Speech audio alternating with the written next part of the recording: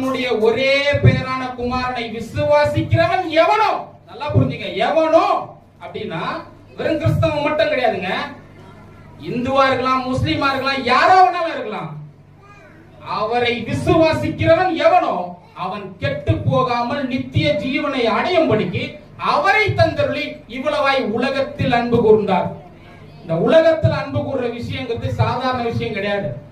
இன்னைக்கு நாம என்ன பண்ணுவோம், நம்ம பிள்ளைங்க கிட்ட மட்டும் நம்ம என்ன பண்ணுவோம், என் புள்ள அதனால நான் அன்பு கூறேன், மத்தவங்க பிள்ளைய பார்த்தோம்னா ஒதுக்குவோம். அல்லேலூயா. உலகத்தில் அன்பு கூர்ந்தார்னா நல்லவனுக்கும் மழை வருது, கெட்டவனுக்கும் மழை வருது. அல்லேலூயா. கவனிக்கிறீங்களா? நல்லவனுக்கும் மழை பெய்யுது, கெட்டவனுக்கும் மழை பெய்யுது. அல்லேலூயா. நல்லவனும் சாப்பிடுறான், கெட்டவனும் சாப்பிடுறான். இல்ல இல்ல என் பிள்ளைங்க மட்டும் தான் சாப்பிடணும்னு அவர் நடக்கிறாரு கிடையாது. சூரியன் எல்லார் மேலும்